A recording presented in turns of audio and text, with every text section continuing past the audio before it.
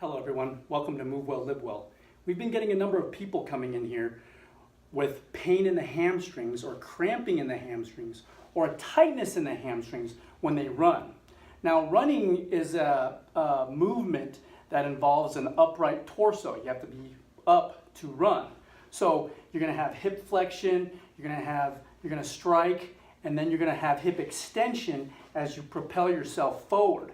Now what's happening, obviously, we do sit way too much in our lives. So what happens is that you get tightness into the chest, you get tightness in the abdominals, and tightness in the hip flexors from all the sitting that we do on a daily basis.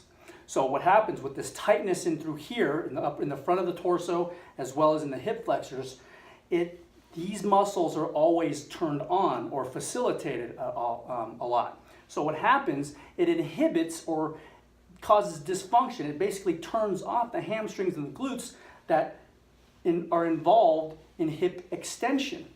So when you go to run, if these guys are always tight and you go to run, if these guys are kind of turned off, they're going to have to work harder to overcome the tightness in the front here. They're going to have to overcome that tightness.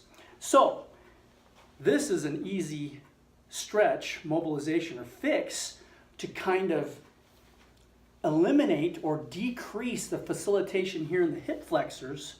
So that way, when you run in an upright torso here, your hamstrings, your glutes, the hip extensors can function properly and keep you propelled forward. Now, one great trick or stretch or mobilization for those tight hip flexors in the front that'll inhibit the glutes and the hamstrings, causing that hamstring pain when you run, is the couch stretch. In this case, it's the bench stretch, where I got my foot up on the bench, I got my knee on the floor, and what I'm doing is I'm pivoting here in the hip, nice and easy, kind of mobilizing, and back and forth a little bit too. Search around, find those tight areas within the hip flexors that's staying facilitated or turned on, if you will, that's inhibiting the hip extensors of the glutes or the hamstrings. So right here, a lot of people make the mistake, well, when they're in this position, they extend in the low back like this to get that upright torso. But again, the pivot is here in the hips. So you're keeping the back neutral or braced a little bit, and you're pivoting here in the hip, right here.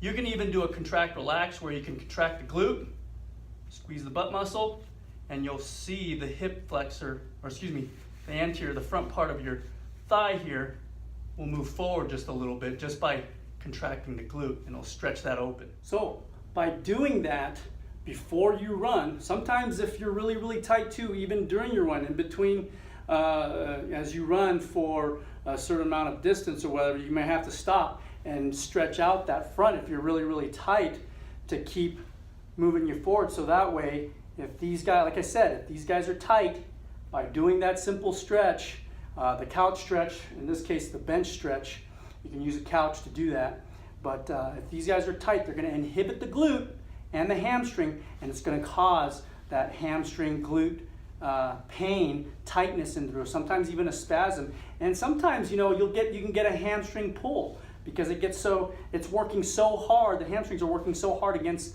the tightness here in the front.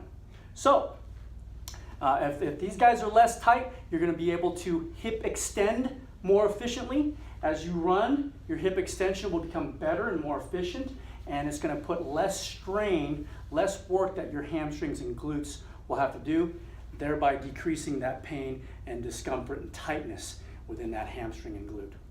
If you have any questions, feel free to drop them in the comments below. Thank you for watching. We appreciate it. Please like, subscribe, and share. Take care. We'll see you next time. Bye-bye.